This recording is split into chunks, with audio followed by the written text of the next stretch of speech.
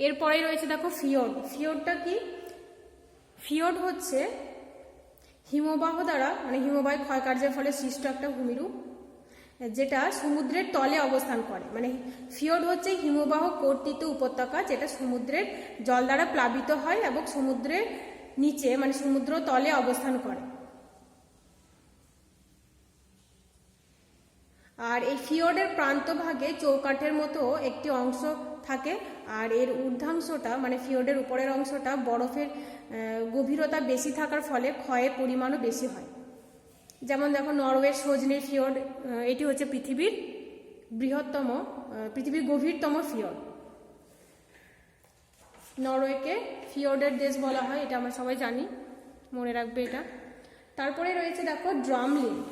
ড্রামলিনটা কি? ড্রামলিন হচ্ছে হিমবাহের সঞ্চয় কার্যের ফলে সৃষ্ট একটা ভূমিরূপ। তো হিমবাহ বাহিত নুড়ি পাথর এগুলো পর্বতের পাদদেশে সঞ্চিত হয় এবং সঞ্চিত হতে হতে উল্টানো চামচের মতো একটা ভূমিরূপ সৃষ্টি হয়। উল্টানো চামচ বা উল্টানো নৌকার মতো একটা ভূমিরূপ সৃষ্টি হয়, যেটাকে বলা হয় ড্রামলিন। আর ড্রামলিন যখন একসঙ্গে অনেকগুলো ড্রামলিন একসঙ্গে অবস্থান করে তখন সেটাকে বলা হয় বাস্কেট অফ এগস রিলিফ বা বাস্কেট অফ এগস টোপোগ্রাফি। ঠিক আছে, বা ঝুড়ি ভর্তি ডিমের ভূমিরূপও বলা হয়। তারপরে রয়েছে দেখো হিমযুগ। হিমযুগ বলতে আমরা কি বুঝি? তো হিমযুগ হচ্ছে যে যুগে উষ্ণতা হিমাঙ্কের নিচে থাকে এবং মানে পৃথিবীর বা মহাদেশের বেশিরভাগ স্থান বরফাবৃত থাকে, তো সেই যুগটাকে বলা হয় হিমযুগ। দেখো আজ থেকে 50 লক্ষ বছর আগে কোয়াটারনারি যুগের প্লিস্টোসিন উপযুগে পৃথিবীর বেশিরভাগ স্থান বরফাবৃত ছিল, তো সেই যুগটাকে বলা হয় হিমযুগ।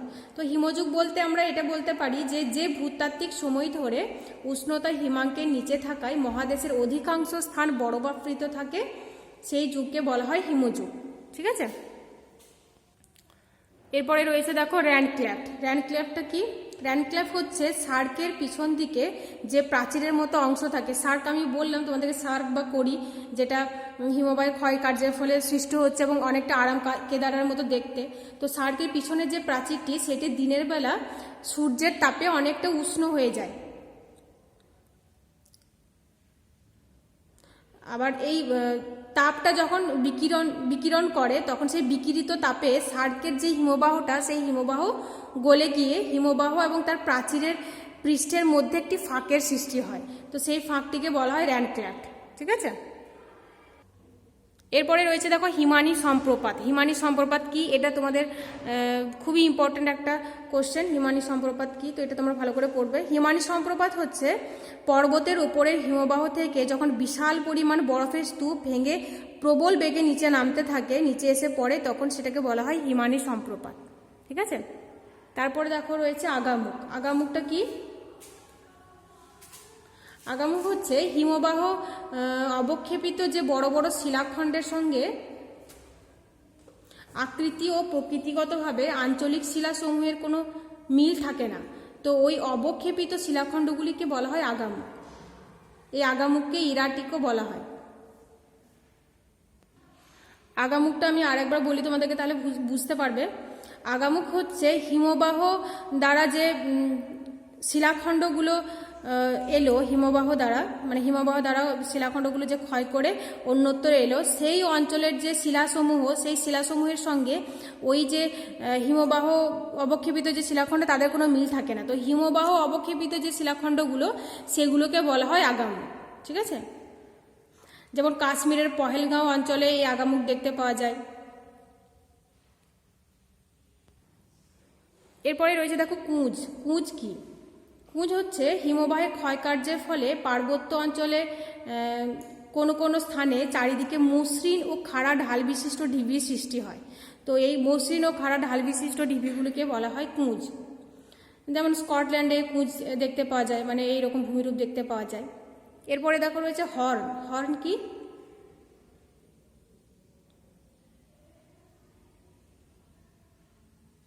হর্ন হচ্ছে ওই যে বললাম আমি সার্ক যে ভূমিরূপটা সৃষ্টি হচ্ছে হিমবাহের ক্ষয়কার্যের ফলে সার্ক তৈরি হচ্ছে, সার্ক এবং অ্যারিটি সৃষ্টি হচ্ছে, অ্যারেথ বা অ্যারিটি সৃষ্টি হচ্ছে। তো সার্ক এবং অ্যারেথ বা অ্যারিটি যখন সৃষ্টি হচ্ছে তখন পিরামিড চূড়া সৃষ্টি হচ্ছে, তাই তো? ওই পিরামিড চূড়াকেই সুইজারল্যান্ডে বলা হয় হর্ন, ম্যাটার হর্ন বলা হয়। মানে ভূমিরূপটা অনেকটা দেখতে এরকম হয়ে থাকে। এখানে একটা সার্ক তৈরি হলো, এখানে একটা সার্ক তৈরি হলো। তো এইভাবে একটা এগুলো ধরে নাও সার্ক, এটা সার্ক, এটাও সার্ক, এটা সার্ক, এরকম একটা পিরামিড চূড়া সৃষ্টি হয়।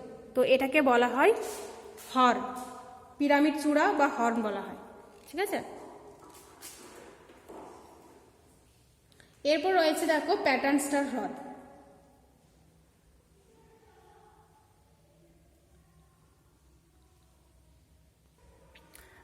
প্যাটার্ন স্টার হ্রদ হচ্ছে হিমদ্রোণীর তলদেশে অনেক সময় বরফ গলে গিয়ে হ্রদের সৃষ্টি হয়। তো সেই হ্রদকে বলা হয় প্যাটার্ন স্টার হ্রদ। এরপর দেখো রয়েছে হিমশিরি। হিমশিরি কি? হিমশিরি হচ্ছে হিমবাহের দৈর্ঘ্য বরাবর উপত্যকাগুলো অনেক সময় কতগুলো ধাপে ধাপে সৃষ্টি হয়। তো এই ধাপে ধাপে যখন উপত্যকাগুলো সৃষ্টি হয় অনেকটা সিঁড়ির মতো দেখতে মনে হয়, সিঁড়ির মতো দেখায়, তো সেটাকে বলা হয় হিমশিরি। এরপর দেখো রয়েছে করি হ্রদ। করি হ্রদটা কি? এই যে সার্ক বা করি সৃষ্টি হয় বললাম হিমবাহের ক্ষয়কার্যের ফলে, তো ওই যে সার্কের মাঝখানে অনেক সময় বরফ গলে গিয়ে হ্রদের সৃষ্টি হয়, তো সেটাকে সার্ক হ্রদ বা করি হ্রদ বলা হয়। এরপর দেখো রয়েছে ফিয়ার্ড। ফিয়ার্ড কি? হিমবাহের ক্ষয়কার্যের ফলে সৃষ্ট একটা ভূমিরূপ হচ্ছে ফিয়র্ড, সেটা আমি বললাম কিছুক্ষণ আগে। তো ফিয়র্ড উপত্যকাগুলি যখন দৈর্ঘ্যে কম হয় এবং কম গভীরতা বিশিষ্ট হয় তখন সেটাকে বলা হয় ফিয়ার্ড। মানে ফিয়ার্ড আর ফিয়র্ড হচ্ছে একই। ফিয়ার্ড হচ্ছে কম দৈর্ঘ্য বিশিষ্ট এবং কম গভীরতা বিশিষ্ট। তার মানে এটা আমরা বলতে পারি যে অপেক্ষাকৃত ছোট ফিয়র্ডগুলিকে ফিয়ার্ড বলা হয়, ঠিক আছে? এরপর রয়েছে দেখো টিল। টিল কি? টিল হচ্ছে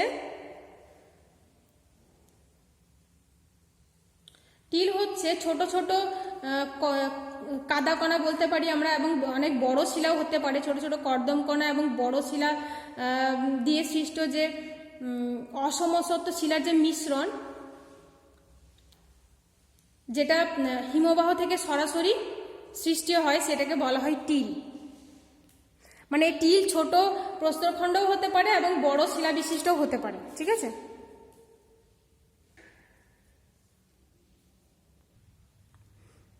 এরপর দেখো রয়েছে প্রস্তরখাত। প্রস্তরখাত কি?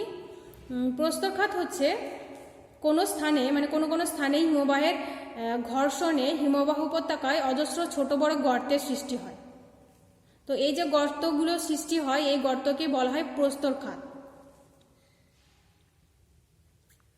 তার মানে প্রস্তরখাত বলতে আমরা এটা বলতে পারি যে হিমবাহের ঘর্ষণে হিমবাহ উপত্যকায় যখন অজস্র ছোট বড় গর্তের সৃষ্টি হয় তখন সেটাকে বলা হয় প্রস্তরখাত, ঠিক আছে? তারপর দেখো রয়েছে ভার্ব। ভার্ব কি? ভার্ব হচ্ছে বহির্বিধৌত সমভূমিতে যে ক্যাটল হ্রদের সৃষ্টি হয়। এটা আমরা জানি, বহির্বিধৌত সমভূমি নিয়ে যখন আলোচনা করেছি, তোমরা যখন স্কুলে ছিলে তখন আমি বলেছি যে বহির্বিধৌত সমভূমিতে ক্যাটল হ্রদের সৃষ্টি হয়, আর ওই ক্যাটল হ্রদের তলদেশে যখন পলি সঞ্চিত হয় তখন সেটাকে বলা হয় ভার্ব, ঠিক আছে?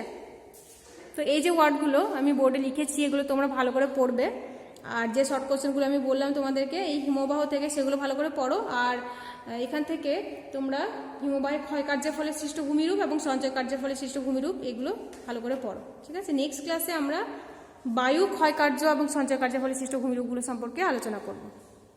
আসসালামু আলাইকুম।